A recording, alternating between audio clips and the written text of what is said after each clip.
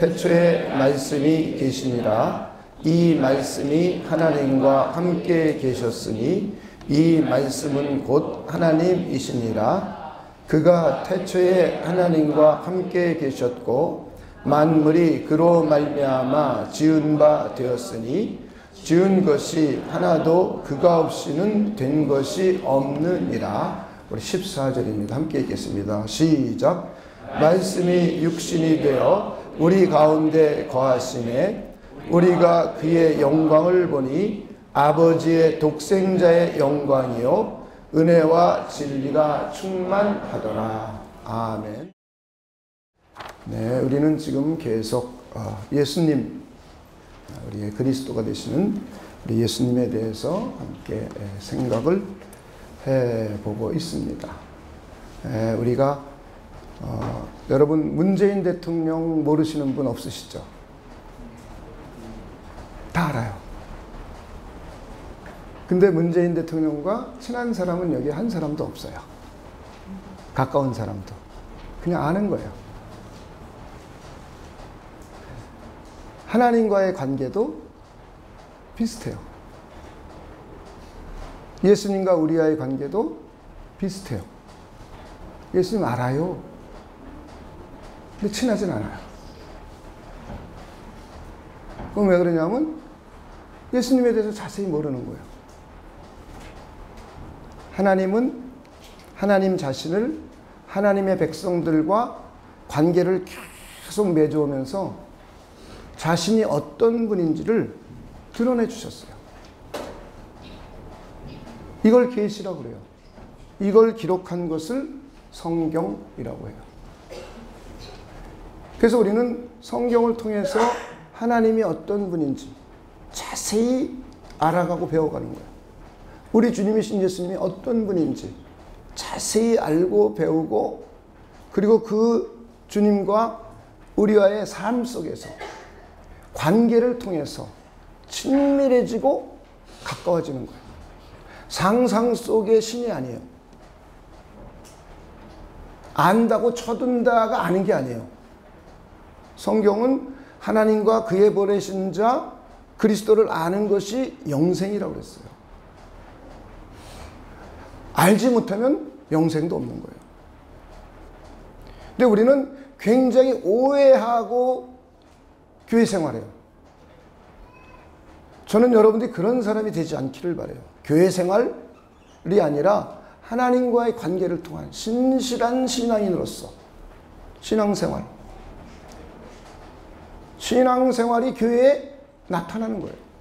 여러분 삶 가운데 나타나는 거예요. 하나님이 함께하면서 그분이 우리의 삶을 이끌어 주시고 인도해 주시고 그분의 뜻을 따라 살고 그분의 거룩한 길을 걸어가고 그분의 이름을 영화롭게 하고, 그리고 그분의 지혜와 능력을 힘입어서 이 땅을 살아가고, 이게 그리스도인이에요.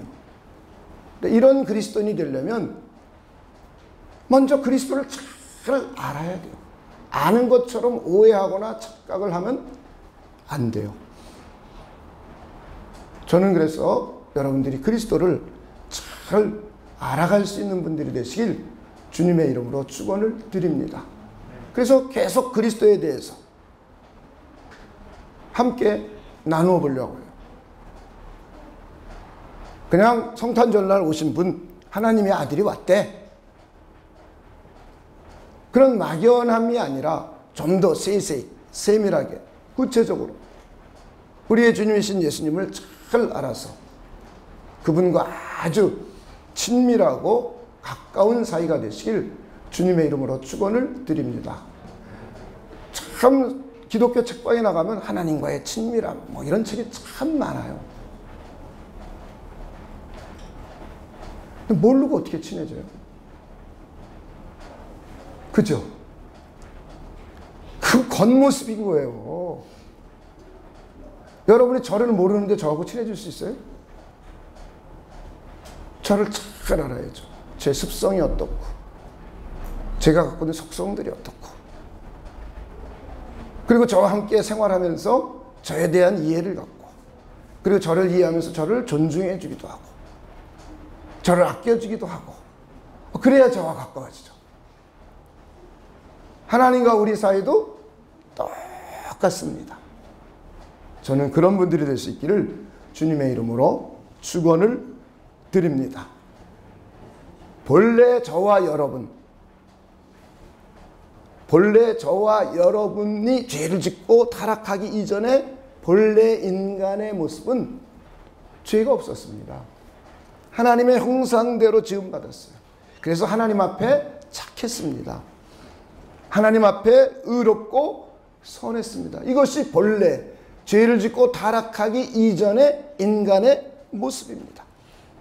그런데 마귀의 게임에 빠져서 하나님께 범죄하고 타락을 했어요. 죄를 짓고 범죄하여 타락을 하게 되었습니다. 그래서 죄를 짓고 타락했기 때문에 두 가지 문제가 생긴 거예요. 죄로 인한 죄에 대한 책임입니다. 이 죄에 대한 책임으로 하나님께 형벌과 심판을 받았어요. 그래가지고 하나님의 생명에서 떨어져 나갔습니다. 성경은 이것을 사망이라고 해요. 그래서 네 가지 결과로 나타났어요. 그 첫째가 영적인 죽음입니다. 그래서 모든 인간은 영적으로 죽었기 때문에 하나님을 알지 못해요. 하나님 대신 엉뚱한 걸 신으로 찾아 섬겨요. 그리고는 이 죄 때문에 이 땅의 삶에 고통과 고난과 갈등이 있어요. 이것도 하나님이 인간에게 준 형벌이에요. 죄 때문에 서로 악의 다툼을 하고 싸우고 육신의 질병이 걸리기도 하고 인간관계에 고통스러워하기도 하고 전쟁을 하기도 하면 이런 고통과 고난스러운 삶은 죄로 인한 하나님의 형벌의 심판의 결과입니다. 그리고 또 하나는 고통의 가장 절정을 이루는 육신의 죽음이에요. 그리고는 몸이 부활하여 영원한 벌, 영벌에 들어갑니다. 이것이 둘째 사망입니다. 그리고 또 하나는 죄로 오염이 되었어요.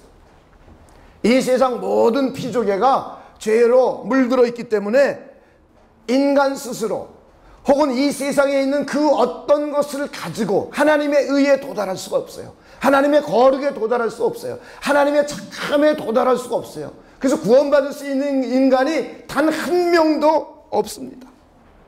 자신의 선행과 자신의 윤리도덕과 자신의 착한 행동과 자기의 종교심과 자기의 그 어떠한 열심, 자기의 수행과 고행을 통해서 하나님의 의에 이를 사람이 없어요.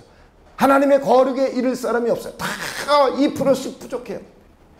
아무리 착하게 살아도, 아무리 고행을 하고 수행을 하더라도 다 2%가 부족합니다. 그래서 하나님은 하나님의 백성들을 이 죄와 하나님의 심판과 형벌로부터 구원하기 위하여 하나님의 아들이신 성자를 그에게 인성을 취하셔서 사람으로 보내셨습니다. 우리의 중보자로 보내셨어요. 우리의 대속제물로 보내셨어요.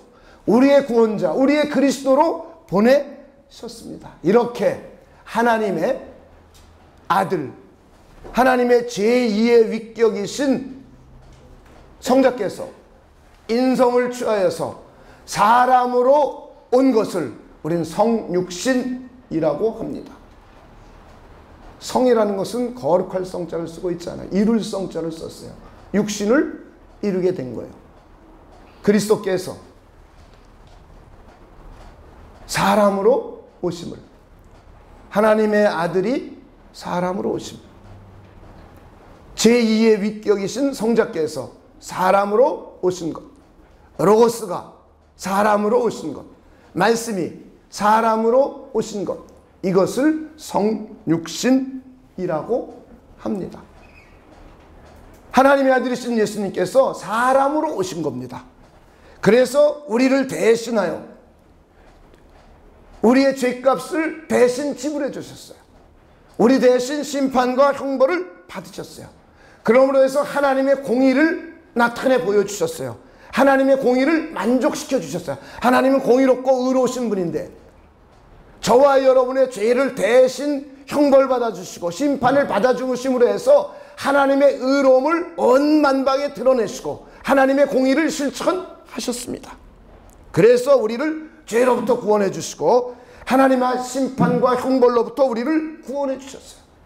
그리고는 하나님의 생명을 다시 회복시켜 주셔서 하나님과 함께 영원히 살게 해 주셨습니다. 이것을 우리는 영생이라고 합니다. 그래서 저와 여러분이 하나님의 자녀가 되신 거예요. 예수님께서 사람으로 오셨기 때문에 저와 여러분의 죄의 문제를 해결해 주시고 심판과 형벌의 문제를 해결해 주시고 그리고 하나님의 생명을 다시 회복시켜 주시고 저와 여러분을 하나님의 아들과 딸들 삼아 주셨습니다. 그리고는 이 세상을 살아가는데 죄를 이길 수 있는 지혜와 죄를 이길 수 있는 능력과 이 세상을 살아가면서 하나님의 의와 하나님의 뜻을 이루어갈 수 있도록 우리를 도와주시고 인도해 주십니다. 그러기 위해서 우리의 주님이신 예수님께서 이 땅에 사람으로 오셨습니다. 이렇게 제2의 위격이신 성자가 사람으로 오신 그분을, 그리스도로 오신 그분을 우리는 나사렛 예수, 하나님의 아들 우리 주 예수 그리스도라고 부르고 있습니다. 우리는 예수님께서 저와 여러분의 그리스도가 되고 주가 되심을 믿고 있습니다. 여러분 믿으십니까? 하나님의 백성이 아닌 사람은 이게 안 믿어져요. 하나님의 성령으로 거듭나지 않으면 이것이 안 믿어져요. 그래서 하나님의 백성인지 아닌지 구별하는 방법이에요. 수많은 이 세상의 사람들 가운데 하나님의 백성인지 아닌지 아주 심플하고 단순하게 구별해낼 수 있어요. 과연 성자께서 이 땅에 사람으로 오신 분을 나사렛 예수요, 그분을 우리가 주가 되고 그리스도라고 믿고 있는가 그렇지 않는가, 하나님의 아들과 딸로 거듭 태어났는지 하나님의 백성인지 성령의 사람이 되었는지 안 되었는지를 구별하는 구별점이 됩니다. 자, 여러분 예수님이 우리의 주가 되심을 믿으십니까? 그럼 저와 여러분은 하나님의 아들로 이미 거듭 태어났다는 거예요. 성령의 사람이 이미 되었다는 거예요.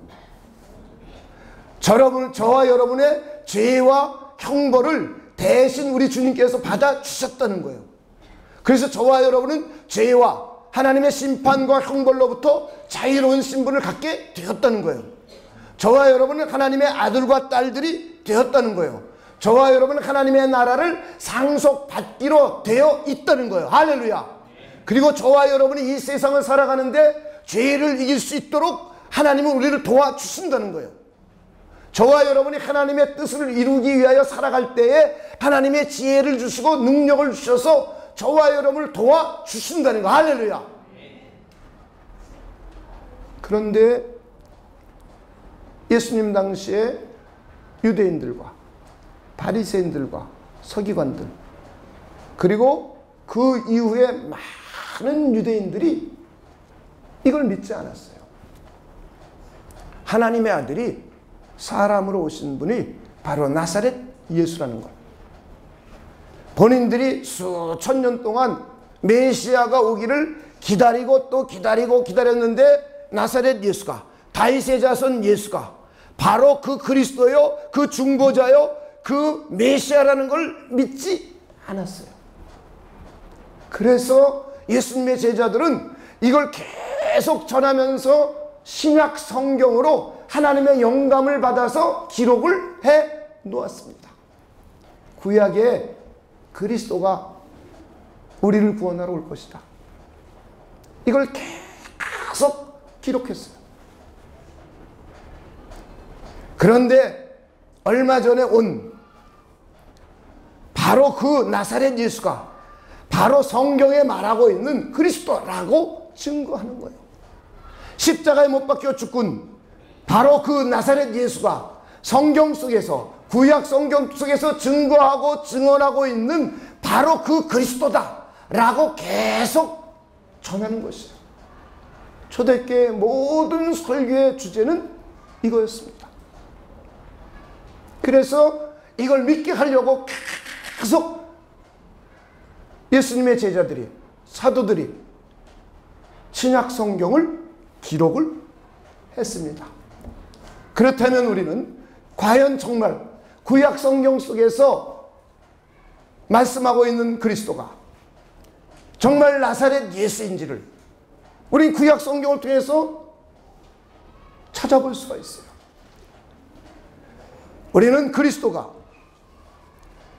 아브라함과 다윗의 자손으로 오실 것을 끊임없이 성경은 기록하고 있어요. 구약 성경에서 시대마다 아브라함의 씨로 올 것이다, 다윗의 자손으로 올 것이다, 다윗의 왕위를 이을 것이다. 이건 다른 말로 하면 그리스도는 아브라함과 다윗의 후손인 완전한 사람으로 온다는 거예요. 육체를 가진, 혈과 육을 가진 저와 여러분과 똑같은 사람으로 올 것이다. 그런데 그는 누구의 후손으로 오느냐? 아브라함의 후손으로 올 것이다, 다윗의 후손으로 올 것이다 라고 끊임없이 성경은 기록하고 있어요. 창세기에도 기록하고 있고, 그리고 신약 성경에 와서는 갈라디아서를 통해서 바로 수많은 사람 중에 어떤 사람이 다윗의 씨냐? 바로 그리스도 예수가 다윗의 씨다 라고 증거하고 있어요. 아브라함의 씨라고 증거하고 있어요. 그리고는 다윗의 후손이 올 것이다, 다윗의 한 가지에서 싹이 날 것이다, 그가 왕이 되고 공평과 정의를 선언할 것이다 라고 구약 성경은 계속 예언자들을 통해서 예언했어요. 그리고는 실제로 예수께서는 다윗의 아들, 다윗의 후손으로 이 땅에 오셨습니다. 이렇게 성경은 이미 구약 성경을 통해서 그리스도는 아브라함과 다윗의 후손으로 올 것을 끊임없이 증거했어요. 그리고 이 증거를 신약 성경에서 그대로 찾아서 보여줬어요.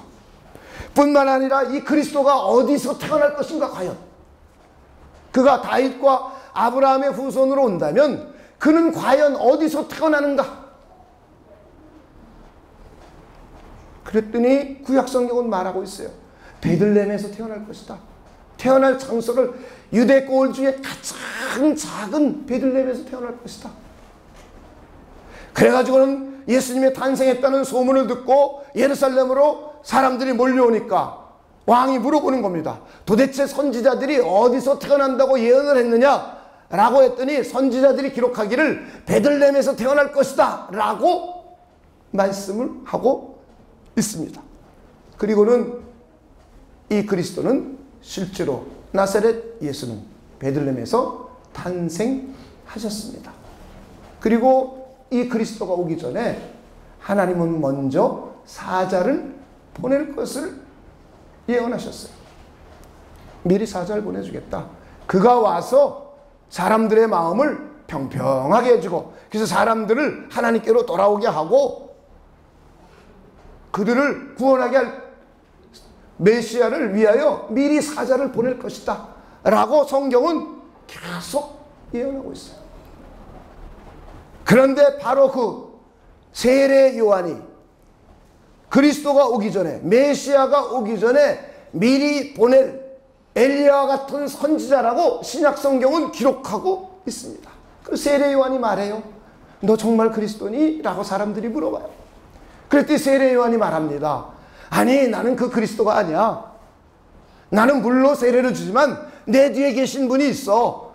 그는 성령으로 세례를 주시는 분이야 라고 예수 그리스도를 세례 요한이 미리 먼저 와서 증거하고 있어요. 이렇게 성경은 그리스도가 어디에서 탄생될 것이며 누구의 가문으로 올 것이며, 그리고 그가 오기 전에 선지자가 미리 와서 그를 증거할 것이고, 그리고 더 나가서 그가 이 땅에 올 때에 징조가 일어난다고 했어요. 징조. 그 징조를 우리 한번 찾아보도록 하겠습니다. 이사야서 7장 14절입니다.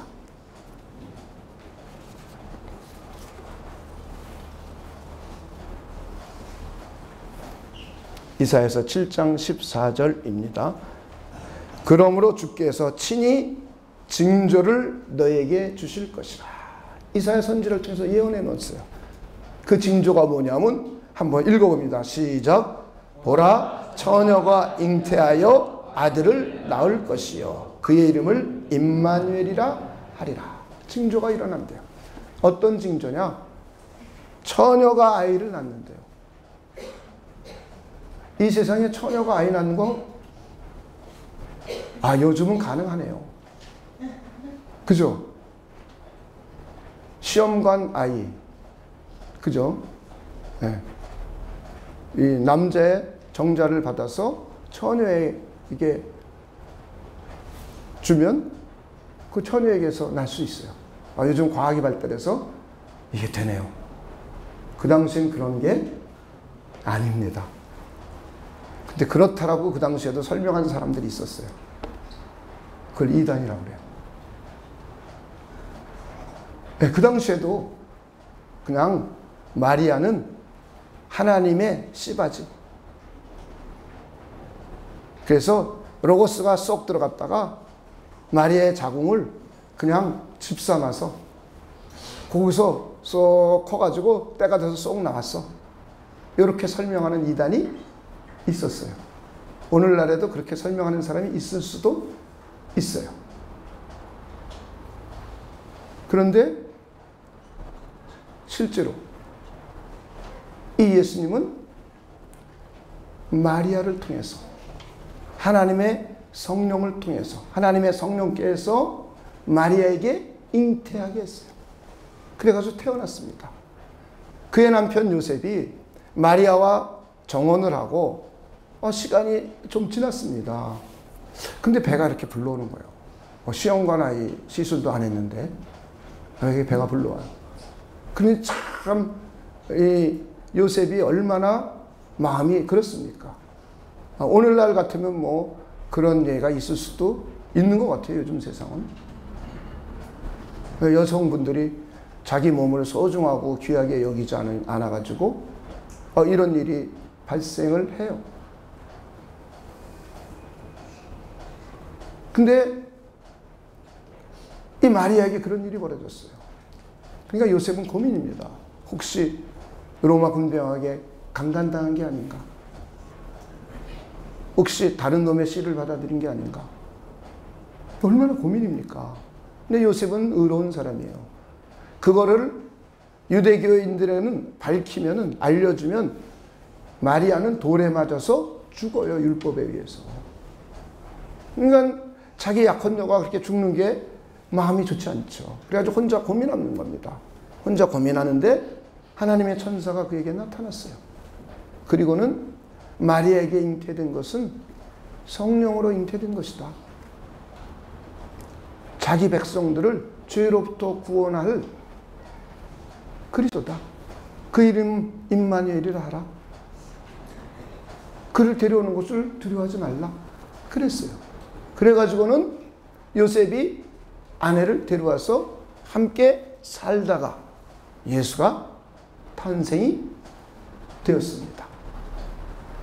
이렇게 우리의 주님이신 예수님은 하나님의 성령에 의해서 동정녀 마리아에게 태어났습니다. 여러분 이걸 믿으십니까? 우리 이걸 믿는 사람들이에요. 그런데 하나님의 백성이 되지 않으면 이걸 못 믿어요. 저도 26, 7까지 못 믿었어요. 이거 안 믿어졌어요. 저도 공대 출신이에요. 근데 이게 믿어질 리가 없죠. 안 믿어지는 거예요. 교회에서 제가 성경을 가르치면서도 이게 안 믿어지는 거예요. 그런데 교회 생활하다가 언제부터 믿어졌어요? 자연스럽게. 누가 믿게 해줬나요? 하나님이 믿게 해줬어요. 하나님이 하나님의 성령을 통해서 이걸 믿게 했어요. 이건 이루어질 수 없는 일이잖아요. 저 처녀가 아이를 낳는다는 건 있을 수 없는 일이에요. 이건 그저 이 세상에 그 어떠한 것 가지고 설명이 안 돼요. 과학의 천재라도 이건 설명이 안 돼요. 이게 도저히 설명이 안 되는 겁니다. 그런데 이게 믿어졌단 말이에요.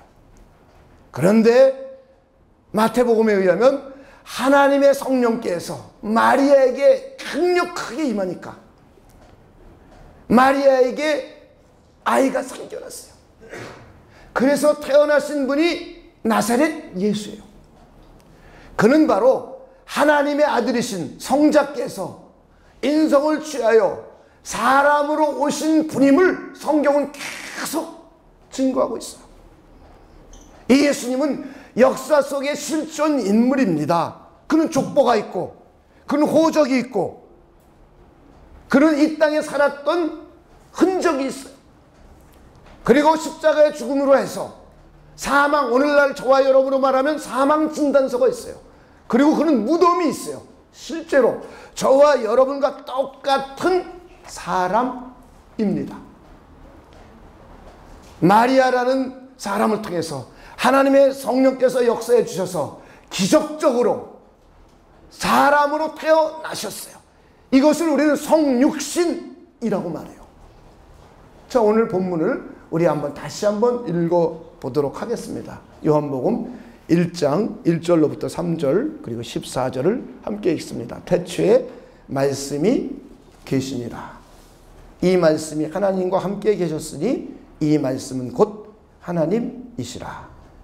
그가 태초에 하나님과 함께 계셨고 만물이 그로 말미암아 지은 바 되었으니 지은 것이 하나도 그가 없이는 된 것이 없느니라. 자, 우리 14절 함께 읽어봅시다. 14절 시작. 말씀이 육신이 되어 우리 가운데 거하심에 우리가 그의 영광을 보니 아버지의 독생자의 영광이요 은혜와 진리가 충만하더라. 말씀이 육신이 되어 우리 가운데 거하시고 우리가 그의 영광을 보니 아버지의 독생자의 영광이요 은혜와 진리가 충만하더라. 우리 다시 한번 1절 보겠습니다. 1절 우리 말씀을 로고스라고 한번 읽어봅시다. 태초에 로고스가 계시니라. 이 로고스가 하나님과 함께 계셨으니 이 로고스는 곧 하나님이시라. 로고스가 태초에 하나님과 함께 계셨고 만물이 로고스로 말미암아 지은 바 되었으니 지은 것이 하나도 그가 없이는 된 것이 없느니라. 14절 로고스가 육신이 되어 우리 가운데 거하시네. 자, 이제 이 말씀 대신 그리스도라고 읽어봅시다. 그리스도. 예수라고 읽어볼까요? 예수. 더 쉽게 예수라고 읽어보죠. 태초에 예수님이 계시니라. 이 예수님이 하나님과 함께 계셨으니 이 예수님은 곧 하나님이시라. 예수님이 태초에 하나님과 함께 계셨고 만물이 예수님으로 말미암아 지은 바 되었으니 지은 것이 하나도 그가 없이는 된 것이 없느니라. 그리고 이 말씀이 육신이 되어 오신 분, 로고스가 육신, 프레시가 되어 오신 분, 사록스가 되어 오신 분, 이분을 우리는 예수님이라고 합니다. 하나님의 제2의 위격이신 성자께서 인성을 취하셔서 사람으로 오신 분을 우리는 우리 주 예수 그리스도, 나사렛 예수, 다윗의 자손 예수, 베들레헴에서 태어나신 우리의 그리스도, 세례 요한이 증거하고 있는 우리의 그리스도, 저와 여러분의 죄값을 대신 지불하기 위하여 오신 우리의 구주가 되신 예수 그리스도, 처녀에게 잉태되신 그리스도라고 부르고 있습니다. 자, 이제 여러분이 성육신이라는 뜻을 여러분 이해 잘 해주시길 바랍니다. 하나님의 아들이 사람으로 온 것, 로고스가 인성을 취하여 사람으로 오게 되는 것을 우리는 성육신이라고 합니다. 그런데 그 사람으로 오신 예수님이 마리아와의 관계를 우리 한번 생각해 보려고 해요. 자, 아까 어떤 사람은 그냥 하나님의 씨가 마리아의 뱃속에 들어갔다가 거기서 키워져 가지고 나왔다 라고 말하는 이단이 있다고 그랬어요. 이것이 아니라 하나님의 로고스가 성령에 의해서 마리아에게 임했어요. 그리고는 마리아의 몸을 취했어요. 마리아의 혈과 육을 취했습니다. 마리아의 몸과 관계가 없는 것이 아니에요. 마리아의 몸을 취해서, 마리아의 혈과 육을 취해서 하나님의 성령의 강력한 역사가 일어나니까 죄가 없이 저와 여러분과 똑같은 사람으로 이 세상에 오셨어요. 저와 여러분과 똑같은 혈을 가지고 있고 저와 여러분과 똑같은 육체를 가지고 있습니다. 그래서 완전한 사람이에요. 이것은 하나님의 성령의 역사에 의한, 하나님의 성령의 역사인 기적적인 탄생이에요. 사람으로 하나님이 오시게 하신 하나님의 방식이에요. 단지 하나님의 성령의 역사가 일어나니까 저와 여러분과 다른 게 뭐냐? 아담의 원죄만큼은 물려받지 않게 했어요. 죄를 없게 만들어주셨어요. 할렐루야. 자, 이것을 우리는 히브리서 4장 15절을 통해서 살펴보도록 하겠습니다.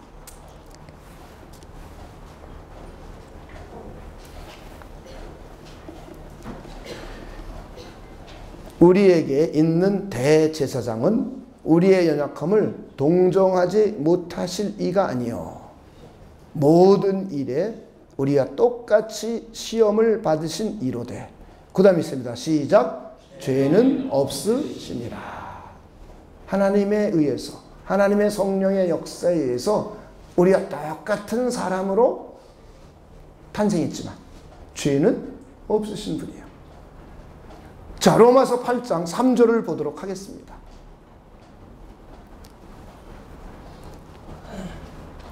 이게 우리에게 아주 중요한 문제입니다. 율법이 육신으로 말미암아 연약할 수 없는 그것을 하나님은 하시나니 곧 죄로 말미암아 자기 아들을, 그 다음에 있습니다. 시작. 죄 있는 육신의 모양으로 보내어 육신의 죄를 정하사 율법의 요구를 이루어지게 하셨어요. 자, 히브리서 2장 14절로부터 18절까지입니다.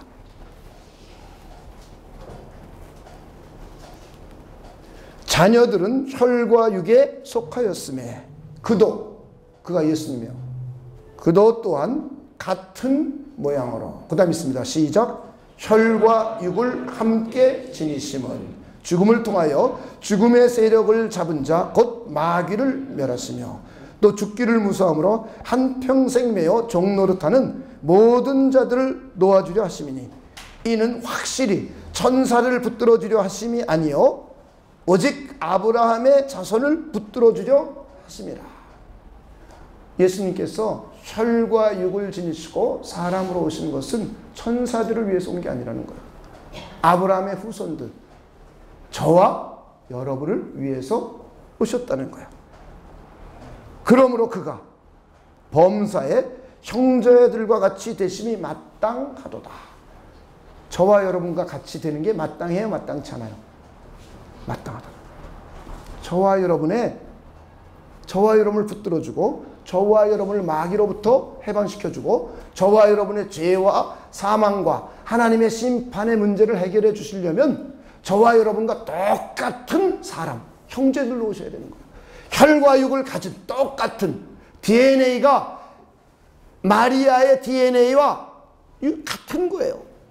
마리아의 DNA가 없는 게 아니에요. 오늘날로 우리가 오늘날 의학적으로 검사를 해본다면 마리아와 예수님은 DNA가 같아요.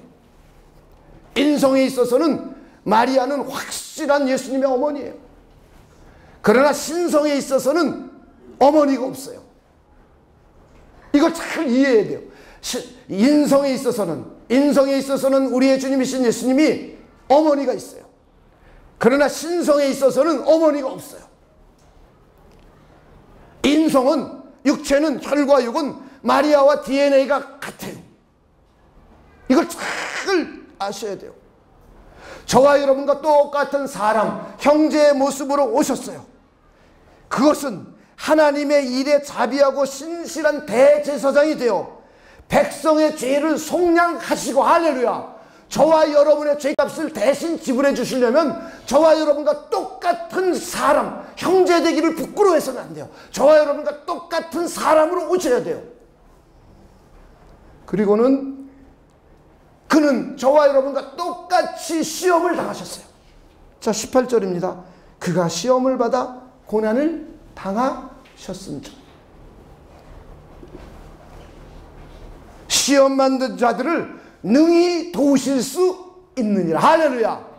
그가 저와 여러분과 똑같은 사람으로 오셔서 저와 여러분과 똑같이 시험을 받으셨기 때문에 저와 여러분이 죄 때문에 시험받고 고민하고 걱정하고 염려하는 것을 도울 수 있는 거예요. 저와 여러분의 죄의 문제를 해결할 수 있고 저와 여러분을 도우실 수 있습니다. 저는 이것을 여러분이 잘 이해하기를 주님의 이름으로 축원을 드립니다. 그냥 마리아가 시험관이 되어서 애 바구니가 되어서 하나님의 씨가 쏙 들어갔다 쏙 나왔다 이런 게 아니에요. 이렇게 설명하는 사람들이 의외로 있어요. 이건 잘못된 설명이에요. 이걸 이단이라고 하는 거예요. 예수님은 마리아의 혈과 육을 취하셨어요. 하나님의 성령의 강력한 역사에 의해서 죄만 없는 거예요. 그러나 저와 여러분과 똑같은 사람이에요. 그의 인성에는 어머니가 마리아예요. 그의 신성에는 어머니가 없어요. 그래서 잘못된 주장들을 여러분이 잘 이해하셔야 돼요. 또 하나의 잘못된 주장은 가현설이라 해요. 가현설, 가짜로 몸이 나타났다라는 거예요. 가현설이라는 게 도테티즘이라고 그러는데, 인성은 눈의 모양만 보일 뿐 실제로는 몸이 없는 환영이라는 거예요. 환상이라는 거예요. 환상. 가짜 몸이다 이거예요. 어떻게 하나님이 몸을 갖느냐? 그리고 여기에 영지주의 사상의 영향을 받아서 물질은 악하고 영은 선하니까 어떻게 그리스도께서 악한 물질을 갖느냐? 이걸 가현설이라고 그래요. 그래서 이건 325년 니케아 공의회에서 이단으로 아예 정죄를 해버렸어요. 오늘날에도 이런 주장을 하는 사람들이 있어요. 구별해내야 돼요, 여러분들이. 그래서 요한일서 1장 7절입니다. 여러분이 오늘 암송한 구절이에요. 미혹하는 자가 세상에 많이 나왔나니. 그 다음 있습니다. 시작. 이는 예수 그리스도께서 육체로 오심을 부인하는 자라. 이런 자가 미혹하는 자요. 그럼 뭐라고요? 적 그리스도. 적 그리스도의 정의를 알아야죠.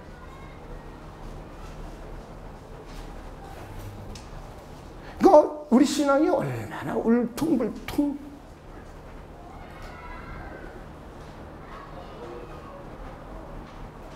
그리스도께서 육체로 저와 여러분과 똑같은 사람으로 오신 것을 부인하는 자가 미혹하는 자. 그 자가 누구예요? 적그리스도. 적그리스도의 정의를 이해하셨죠? 여러분 마음대로 만들어서 생각하는 게 아니에요. 요한일서 4장 1절로부터 3절입니다. 사랑하는 자들아, 영을 다 믿지 말고 오직 영들이 하나님께 속하였나 분별하라. 많은 거짓 선지자가 세상에 나왔습니다. 이미 성경 시대 당시에요.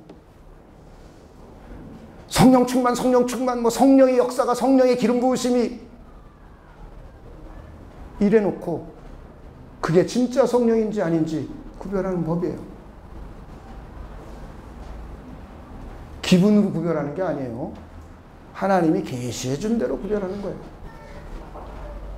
이로써 너희가 하나님의 영을 알지니. 그 다음 있습니다. 시작. 곧 예수 그리스도께서 육체로 오신 것을 시인하는 영마다 하나님께 속한 것이요 예수를 시인하지 아니하는 영마다 하나님께 속한 것이 아니니 이것이 적그리스도의 영이니라. 오리라 한 말을 너희가 들었거니와 지금 벌써 세상에 있느니라. 자, 거짓 영, 미혹하는 자, 거짓 선지자, 가짜, 적그리스도 어떻게 분별하는지 이해가 되셨죠?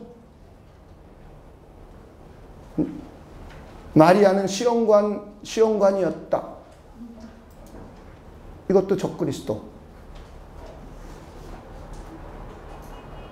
예수님은 혈과 육체를 갖지 않고 환영만 있다. 이것도 적그리스도.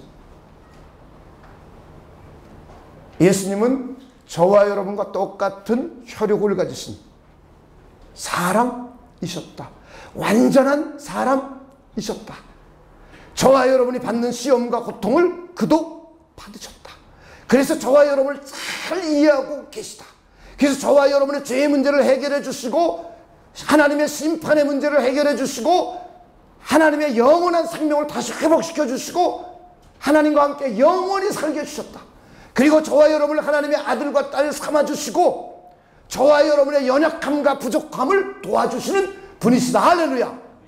그러기 위해서 하나님의 제2의 위격이신 성자께서 인성을 취하여 사람으로 오셨다는 거. 할렐루야. 이것을 우리는 그리스도의 성육신 인카네이션이라고 하는 거예요.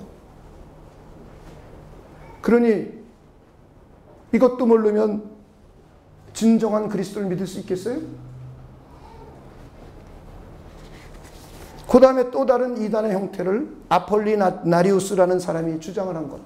이거는 오늘날에 있어요. 이런 사람들이. 사람의 육체 안에 로고스가 들어온 거예요. 제2의 위격이신 로고스가 사람의 육체 안에 들어왔어요. 그래서 우리 영혼 안에 거했어요. 그래가지고는 내 생각과 이성을 로고스가 완전히 지배해요. 그래서 이 로고스가 하나님의 뜻을 이루도록 나의 말과 행동을 하게 했어요. 그리고는 십자가에 죽을 때가 로고스가 쏙 빠져나갔어요. 이렇게 주장하는 사람들이 있었어요. 그럴듯해요? 그럴듯하지 않아요? 그럴듯해요. 지금도 그런 주장들 하죠. 잘 태어나서 잘 자라다가 어느 날 갑자기 자기에게 뭐가 임했대요. 그죠? 그리고 그때부터 자기가 누구라고 그래요? 예수라고 그래요. 이긴 자. 뭐 별소리를 다 해요. 자기가 구원자. 이걸 이미 이런 것들은 옛날부터 있었던 거예요. 지금 새롭게 생긴 게 아니에요. 새롭게. 자, 이렇게 이걸 아폴리나리우스라는 사람이 주장을 했어요.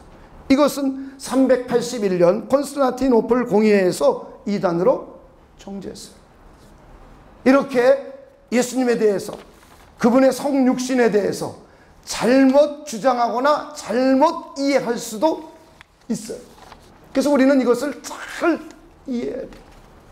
바로 마리아에게서 태어나신 아브라함과 다윗의 후손이요 베들레헴에서 태어나신 그리고 세례 요한이 증거했던 나사렛 예수, 아브라함의 씨였던 예수, 다윗의 자손이었던 그 예수, 마리아의 혈과 육을 취해서 저와 여러분과 똑같은 형제 되기를 기뻐하심으로 오신 그 예수, 그분이 바로 성자께서 인성을 취하여 사람으로 오신 우리의 그리스도라는 거예요. 그분이 로고스가 사록스가 되어서 오신 바로 그런 우리의 그리스도라는 거예요. 말씀이 육신이 되어서 월드가 후레쉬가 되어서 우리 가운데 거하시고 저와 여러분의 믿음의 주요, 저와 여러분의 그리스도시요, 저와 여러분의 생명의 주가 되었다는 것을 믿는 거예요. 할렐루야. 우리는 이 진리를 여러분들이 잘 이해하시기를 주님의 이름으로 축원을 드립니다. 우리 잘못된 주장들을 배격해야 돼요. 아, 저렇게 얘기하는 건 잘못된 거구나. 그래서 우리 영혼을 이단으로부터 보호해야 돼요. 우리 영혼을 하나님이 기뻐하시는 영혼으로 잘 지켜야 돼요. 할렐루야. 그래서 하나님의 영광을 위해 살아가야 돼요. 우리 주님이 성자가 육신을 입고 이 땅에 오신 이유는 저와 여러분의 죄값을 대신 지불하시고 하나님의 형벌을 대신 지불해 주셔서 저와 여러분을 죄로부터 구원해내기 위한 거예요. 하나님의 심판과 형벌로부터 구원해내기 위한 거예요. 그래서 하나님의 영원한 생명, 신적인 생명을 다시 회복시켜줬어요. 그래서 저와 여러분은 영원히 살게 되었어요. 저와 여러분을 하나님의 아들과 딸 삼으려고 오신 거예요. 저와 여러분의 연약함을 도와주시고 승리케 해주시려고 이 땅에 오신 거예요. 할렐루야. 그래서 우리는 그 주님을 의존하여서 이 세상에서 죄를 이겨나가야 돼요. 이 세상에서 어려움과 힘듦을 우리가 극복하고 이겨나가야 됩니다. 할렐루야. 저는 여러분들이 그런 분들이 되시길 다시 한번 주님의 이름으로 축원을 드립니다. 오늘 이 내용은 어렵다면 어려울 수 있고 쉽다면 쉬울 수가 있어요. 그런데 여러분들이 잘 한 번, 두 번, 세 번 정도 들으면 이해 못할 것도 아니에요. 여러분의 이해를 넘으셔서 여러분 영혼 가운데 하나님의 성령의 감동을 통해서 잘 믿을 수 있는 분들이 되시길 주님의 이름으로 축원을 드립니다. 우리 할렐루야 하시고 우리 로고스가 사람으로 오셨습니다. 한번 해봅시다. 시작.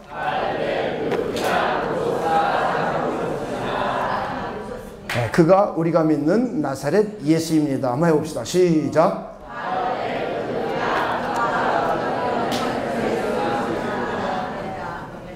기도하겠습니다. 하나님 아버지 감사합니다. 우리 그리스도께서 육신이 되어서 이 땅에 오시고 그분이 이 땅에 오심으로 우리를 죄로부터 구원하여 하나님의 자녀 삼으시고 그리고 우리를 도와주시고 인도해 주시기 위하여 이 땅에 오셔서 고난을 당하시고 고통을 당하시고 우리가 똑같은 시험을 경험하신 우리의 주님, 우리는 이 진리를 믿음으로 잘 받아들이고 사람들에게 잘 증거하고 전할 수 있는 우리가 되도록 하나님께서 역사하여 주시옵소서. 무엇보다도 이것이 이성적인 이해를 넘어서 하나님의 성령의 조명을 통하여 이 진리가 마음으로 잘 믿어져 하나님께 영광 돌려드리고 하나님의 뜻을 따라 살아가고 죄로부터 하나님의 심판으로부터 자유함을 만끽하며 살아갈 수 있도록 하나님께서 역사하여 주시옵소서. 하나님께 감사를 드리며 예수님의 이름으로 기도하옵나이다. 아멘.